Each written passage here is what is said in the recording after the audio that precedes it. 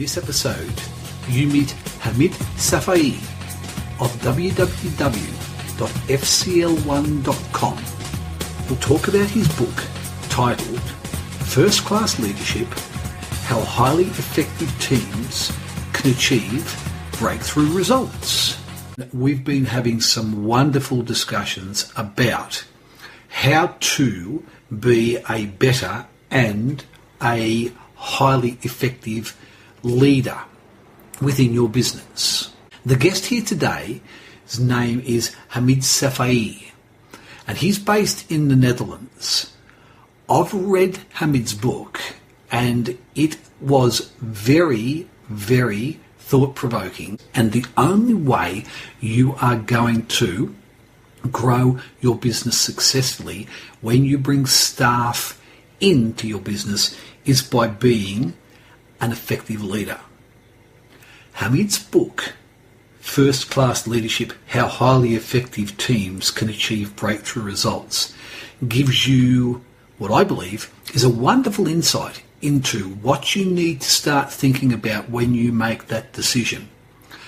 And as you'll find during our discussion, there's a lot more to it than simply making that decision and going out and recruiting more staff. Hamid, could you walk our listener through your business journey and how you're now providing breakthrough coaching services via your website at www.fcl1.com, please? Of course, Dean, it's my pleasure. Dean, I started my journey when I was 14, so schoolmates called me Mr. Advisor. So I found out that I was passionate with leading personal development, and it forced me to study organization management, and my passion for leadership connected me with great leaders, with really first-class leaders, both in politics and in business. So I learned a lot from them, and I coached them. I served them as an advisor or as a coach, and it brought me where I am now, actually. So giving back to society as an author, as a public speaker, and as a coach. So is that brief enough, Dean? That's fantastic. Thank you, Hamid.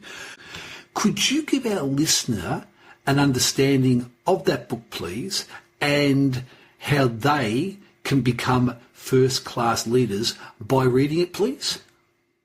Yeah, of course, Dean. First-class leadership is the result of what I have learned, Dean, myself from top leaders, both in politics and in business. So what I have learned from really high-level leaders, and it in the top 500 companies. So that's what we're talking about in terms of level. And I can't give you names because you understand how it works. So I'm very cautious with the names of the leaders I have worked with. But I have learned a lot from them, Dean, how it can be done, but also how not to do it. And of course, I have also done research. I have interviewed many people, and I have put it all together in the book named First Class Leadership.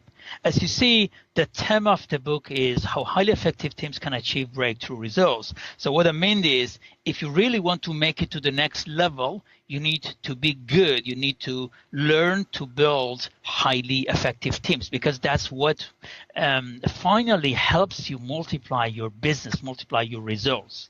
And how to get there, Dean? As you know, every business is run by a leader. So we can't develop the business if we don't develop the leader. So I believe you follow me, Dean. So it's the person behind the business that has to develop, that they have to develop themselves first, and then they will be able to develop their business and their people. As I say, great leaders learn to lead themselves before they even try to lead anything or anyone else. So to be a first-class leader, you need to master certain set of qualities, principles, and attitudes. And if you want me to go through them briefly, Dean, I will be happy to do so. Please do. Yeah. So qualities, what are we talking about? These are the qualities that the likes of Elon Musk, Steve Jobs, Bill Gates, Warren Buffett, Oprah Winfrey, Jack Ma, and the like have mastered. They all have had a clear understanding of their destination, so what we call vision, a clear and compelling vision. They know where they're heading. So they all love, they all love what they do.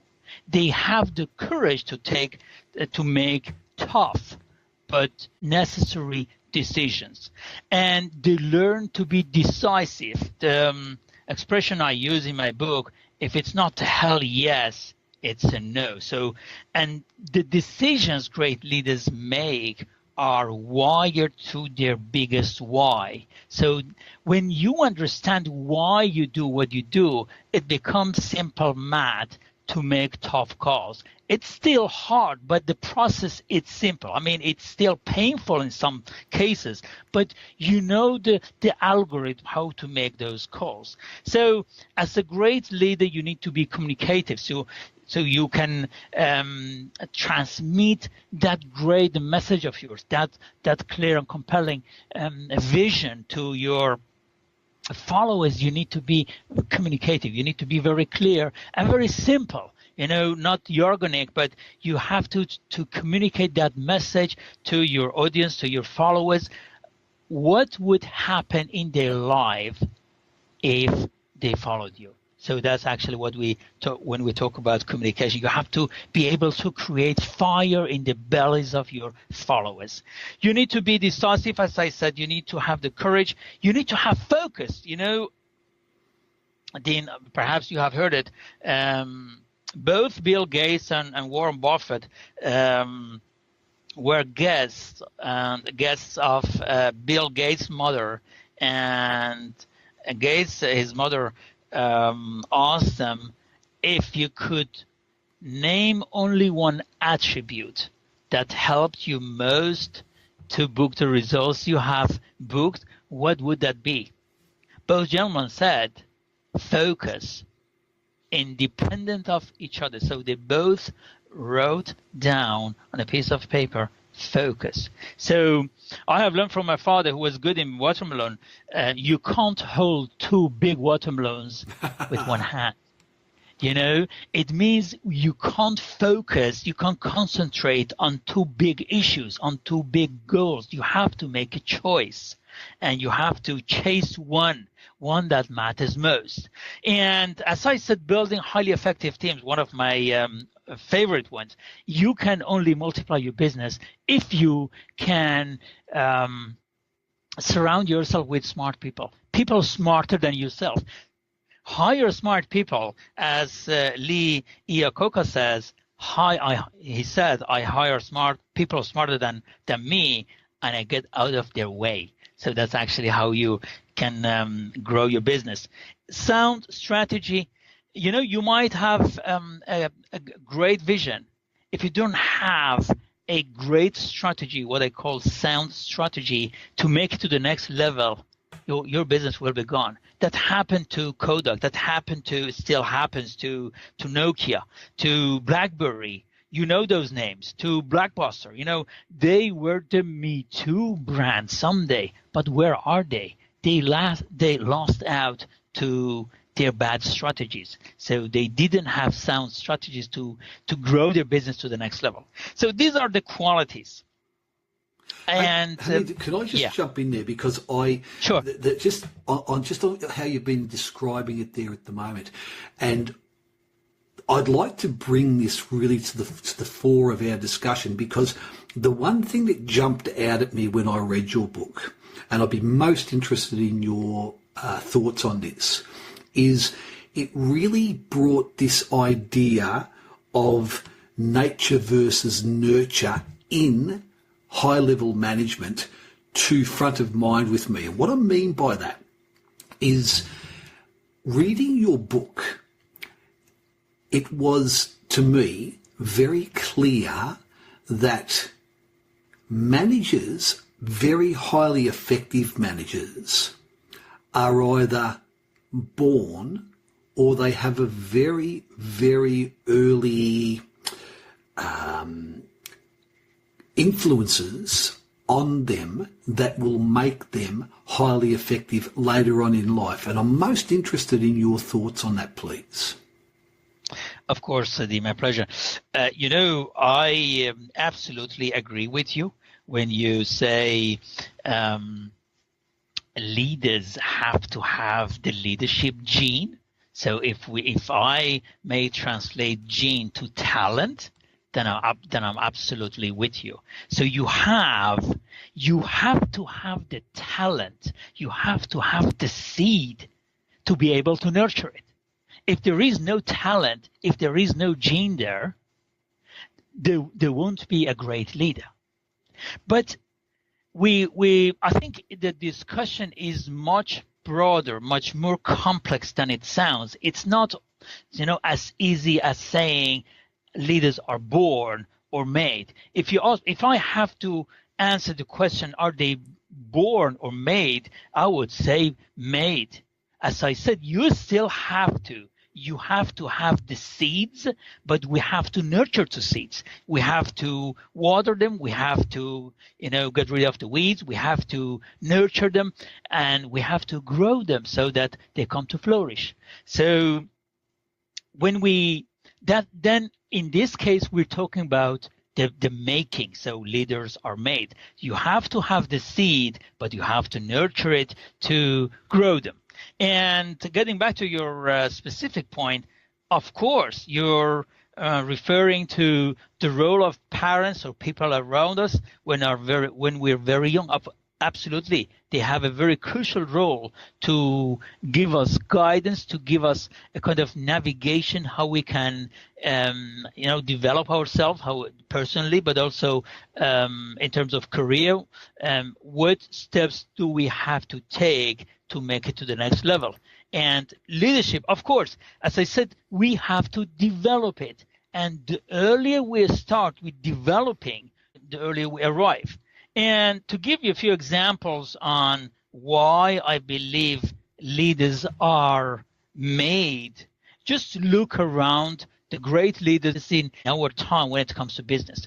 For example, Steve Jobs, for example, Oprah Winfrey, Jack Ma of Alibaba. How often have these guys or girls failed to make it? So if they had the leadership, if they were born as leaders, why have they, gone through hell to make it? You don't want to know how often Jack Ma have failed. I think 10 times he wrote to Harvard to study there, and he got rejected. And he applied for so many jobs. Even KFC didn't accept Jack Ma as an employee, a simple employee. But look where he is. So to wrapping this up, you have to have the leadership talent, but you still have to develop it to make it to the next level, to become a first-class leader. We just discussed the qualities you need to master. Then we're talking about premium leadership qualities. You have to have talent to be communicative, but you still have to develop communication skills to be a great communicator. Would you agree with me? Absolutely, Hamid. I'm most interested in your thoughts. I'm going to go wandering down a little rabbit hole here, and let's see where this goes. Your thoughts on parents or guardians, whatever the situation may be, at a very early age. Yes. I'm just trying to think of the right words that would conceptualise where I'm going with this. Actually, putting pressure is probably not the right word, but my thinking is the idea of parents putting a degree of pressure or a degree of commitment or a degree of or boundaries or goals or something like that on their children with the long-term thinking of that pressure or those goals or those benchmarks helping them become first-class leaders later on in life? Absolutely, Dean. It depends really on how far you go. When we, I believe we have to be cautious with pressure. So it has to be in harmony with willingness and capabilities of our children. The amount of pressure, the amount of enforcement, and the ways we encourage them has to be in harmony. Perhaps it helps if I give more insight of how I got where I am. My father is actually, he's still he's 82, and he's illiterate. He can't read and write, Dean. But I learned the most profound leadership principles from my father. So word is word. Lead by example. Do a reality check. You can't hold two watermelons by one hand. So those are, to me, they belong to the most profound leadership lesson you can learn from Jim Brown, for example, from Zig Ziglar, for example, or from thought leaders. And I learned it from an illiterate father. But I didn't become what my father wanted. But my father gave only advice to me.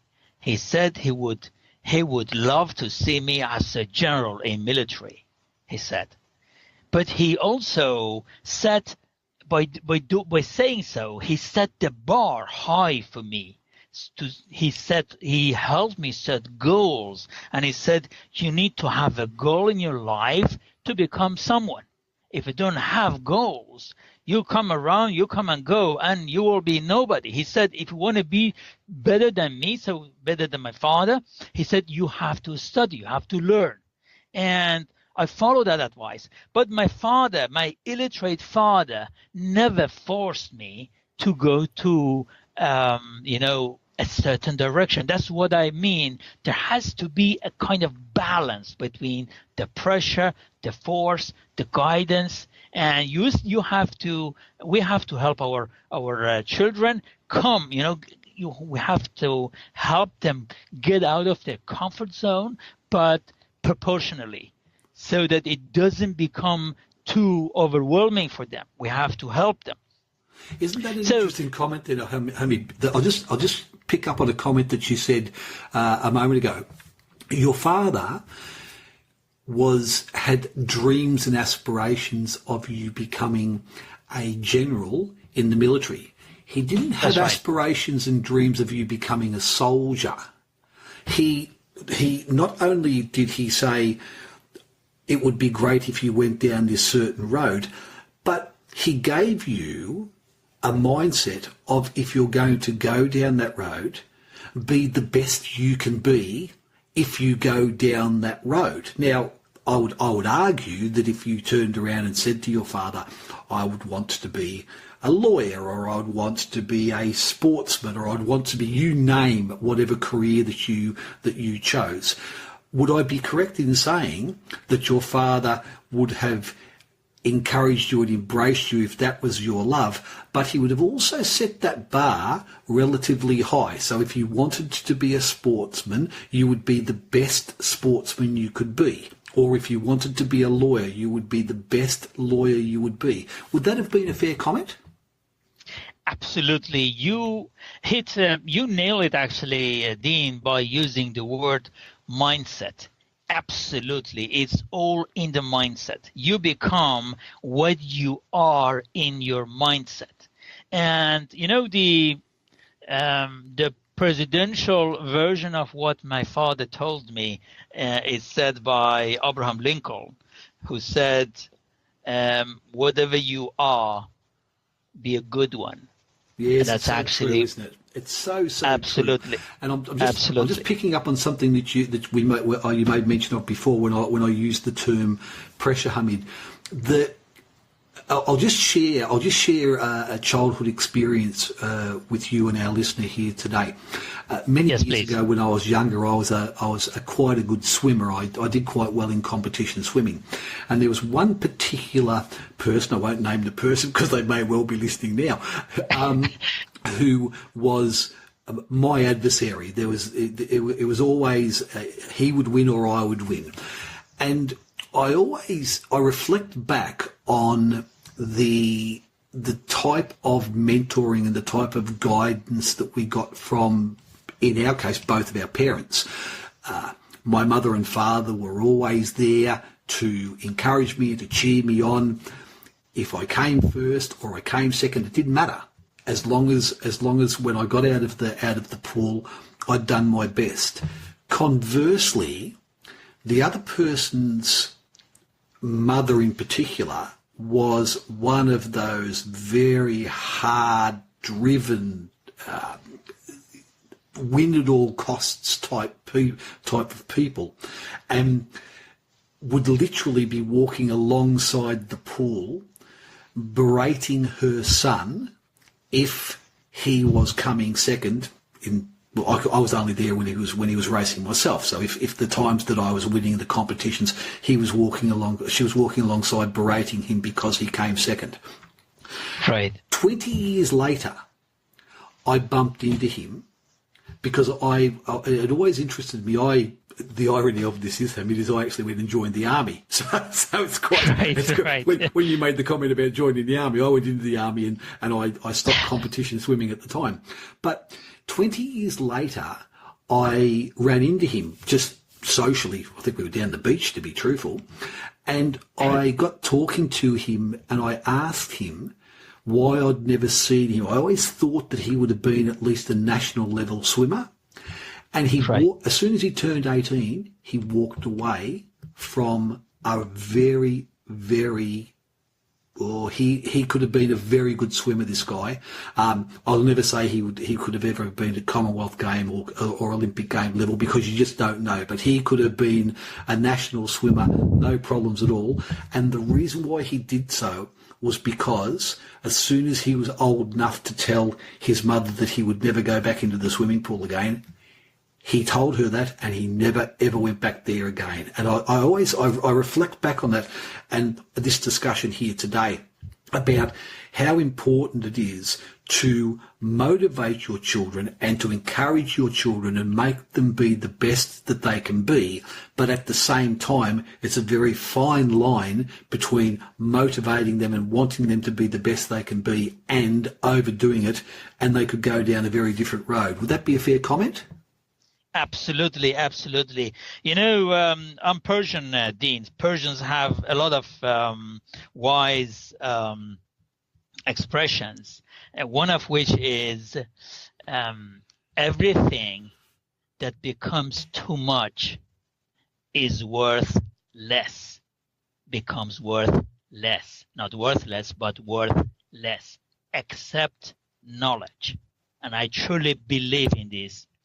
Even money, if it becomes, too much, if we earn too much money, it loses its value. And I absolutely agree with you. There has to be a balance. There is a fine line, as you rightly said, between motivating and forcing and overruling. And I believe nobody likes to be forced. That's human nature. Even if we like something, but if we are forced heavily to do that, we tend to hate it, because it works against our will. So the discussion becomes something different than what you do, but more about how to do it and whose will is it that you do it in that particular way. So I absolutely agree with you, Dean. There has to be a balance, and there is a difference between motivation and forcing or overruling. Thank you, Hamid. Hamid, Sure. on your website at the moment at www.fcl1.com, and the FCL is obviously for First Class Leadership and the number 1.com, visitors to your website there, what will they find there that can help them with this goal of becoming first-class leaders, please? Yeah, sure. Basically, what you find on my website, Dean, is I have shared a part of my journey, how I have made it myself, and what is my goal. So we just discussed, to come far, we have to aim high. So you also see there what my goal is, end goal is, what inspires me every day to work on. But more interesting for visitors of my website and what they can do and what I can do, what we can do for them as FCL1.com is speaking engagement, personal coaching, so one-on-one coaching and group coaching. So these are the services we have highlighted on FCL1.com. I'm just over on your coaching page at the moment, Hamid, and there is one of the coaching programs that you provide called Breakthrough Your Fears. Could you give our listener here an understanding of what they would gain by taking part in that coaching program, please? Absolutely. Dean, what I have learned is I have interviewed many people. I have done research when penning 2 books of mine, First Class Leadership and Your Journey to Fulfillment. I asked them what held them back. The majority didn't say lack of money, lack of vision, lack of strategy, or lack of talented people. I mean, this can be the case for many people, but the majority said, what they all said came down to one thing: fear holds people back. And fear, what are those? What if I lose everything? What if I can't survive this financial crisis? What if the steps I'm taking make me look like an idiot? What if my partner leaves me? What if I lose my reputation? And what if? So life is, in my opinion, about managing the what ifs. If you can get hold of those what ifs, you can have a bright life. And when we overcome these fears, for example, what if I fail? Fear of failure is one of most common fears of entrepreneurs. And the number one for many leaders, fear of being found to be incompetent. So these are the fears that are paralyzing, that they happen in the mindset. So what happens when you're caught by fears? Fears produce limiting beliefs. And limiting beliefs, what are those? I'm not good enough. I don't have money. I don't have time.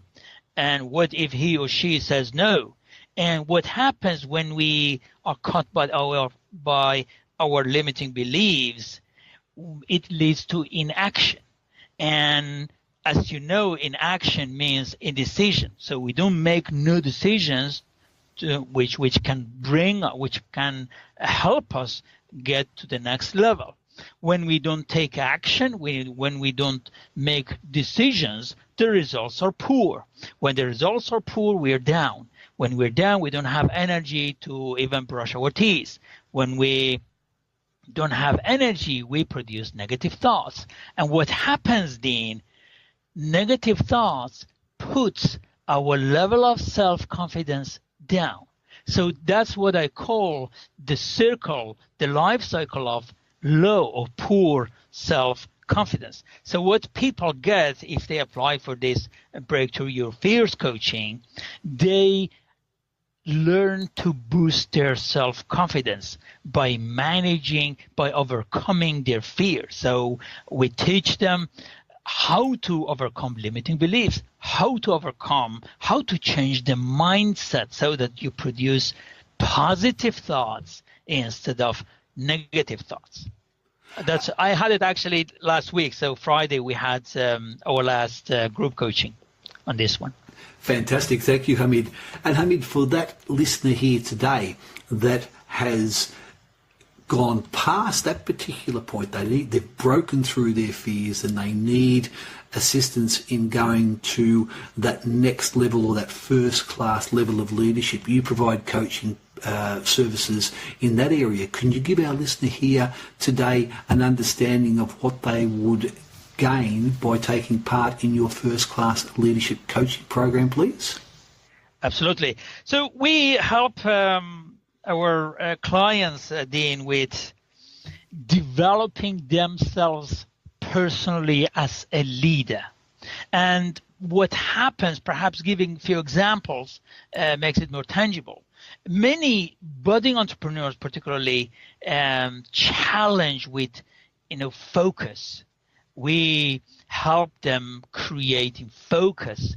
We help them set the goals that matter most. Sometimes they think they have a goal, but when we interact, when I ask questions, so is this correct what I understand from your wording?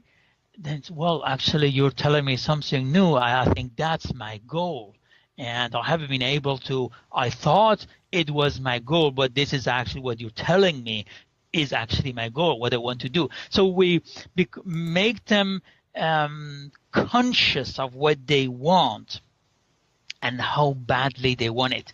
And we define actions to make it to the next level. The client defines the goal, and I help them achieve that goal, whatever it is that business or is that personal one. But I do believe, Dean, to develop any business, we have to develop people who run that business. So that's actually the focus point. So it is on the individual or on the team that work for that business. It can be first-class leadership qualities. What is a clear and compelling vision? What is focus? What is courage? How can you become decisive? That's actually one of the most important challenges for many leaders, to make fast calls. So fast calls are, the tough calls. You have to make them very fast and furiously. They are often very painful, but you have to make them. So I teach them how you can learn the algorithm of making fast calls. And as I said, focus, courage, communication, building highly effective teams. That's actually the theme of my book, First Class Leadership. How can you build an effective team? And what does an effective team mean? And what do the members of an effective team have in common? What don't they have in common? And those are actually the topics I help my clients with, Dean. Thank you, Hamid. And I also see on your website here at www.fcl1.com that you are available for speaking events and workshops. Could you give our listener an understanding of what they would gain by attending one of your speaking events or your workshops, please? Absolutely. Well, for example, break through your fears, or the algorithm of self-confidence. So when you come to my speaking engagements, it is inspiring. It delivers new information. It delivers also tools and techniques how you can get better on that specific area. Either is developing your future leaders, either is learning to focus, learning to the algorithm of risk taking, for example. Many people feel paralyzed. They want to take the risk, but they don't know how, and they don't know if. And what happens? They get frustrated. I should have done that. I should have bought that house. I should have merged with that company, etc. So you get insight in the algorithm when you join one of my speaking engagements, but you get clarity on the subject. What is it? What does it mean? But also you get tools and techniques to make it to the next level. Thank you so much, Hamid. And just so our listener understands here, if they go over to the bookpals website at www.bookpals.biz and under the resources section, they'll see the business owners tools. They can get direct access to your book, First Class Leadership, How Highly Effective Teams Can Achieve Breakthrough Results. So I would encourage any of our listeners here today that would like to get a real understanding of Hamid's philosophies, his ideas behind First Class Leadership, to go over to the Bookpals website and purchase the book from there, because I can only speak for myself, Hamid. I thoroughly enjoyed your book. I thought it Thank you so much, Dean. Oh, my pleasure. I thought it really does open the mind of the reader to what really the real needs and the real goals that first class, or people aspiring to be first class leaders, need to start thinking about to actually achieve that goal. So on behalf of all of our listeners out here today, Hamid, thank you for your book, because I think it's a wonderful read. Thank you so much. Thank you. Thank you for the compliment. It really makes me feel fulfilled what the generous words you just used. Just confirm, Dean, it's been all worth it to pen First Class Leadership. Thank you so much, Dean. That's my pleasure, Hamid. Hamid, thank you for spending time with us here today. Before we sign off, could you give our listener an idea on how they will become better leaders by reading your book and taking part in your coaching programs, please? Of course, Dean. Well, it's, as you know, 90% of what we learn, Dean, is by doing. So the book First Class Leadership is a great start. That's at least the review I get from yourself, from professors, from top 500 CEOs and many avid readers. It's a great read, but quite frankly, you still have to do the work. So you have to do the assignments that the book gives. You have to answer the questions that the book asks you. And if you want to move to the next level in practice, I will be more than happy to help you do that by enrolling in my coaching programs. So either one-on-one coaching or group coaching. So you simply can go to fcl1.com. So one is the digit, fcl1.com, and reach out to us, and I would be more than happy to support you to make it to the next level, to become a first-class leader yourself. Hamid, our listener here who would like to reach out to you further to find out more about your training and the services you have available, what's the best way for them to do so, please? If you can go to fcl1.com, at the end of the navigation you see contact, so you can drop an email or you can give me a call. So our phone number is on the website itself. So either by sending an email or filling out a contact form, there are enough ways to connect with me. Hamid Safai, author of First Class Leadership, How Highly Effective Teams Can Achieve Breakthrough Results. Thank you for spending time with us here today at Bookpals Business Sanity. Thank you so much, Dean. It was my pleasure. Have a great day. So, what did you think about that fantastic discussion with Hamid Safai of www.fcl1.com?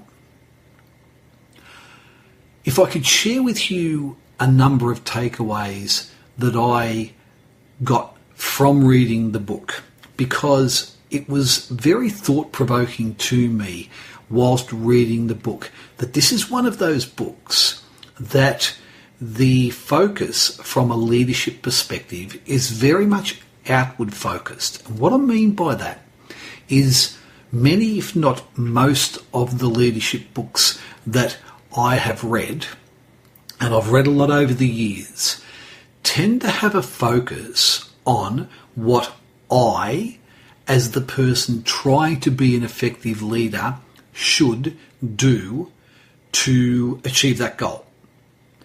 Hamid's book addressed this subject from a totally opposite perspective, in my opinion, where as an effective leader, or the way you become an effective leader, is by very much looking outward from yourself and how you can get the most out of those people around you by your actions, by your encouragement, by the way you drive them to their own greatest level of success. The natural consequences of that happening will be you, as their leader, will be looked on in a much more, and I've got it in air quotes again, first-class leadership role.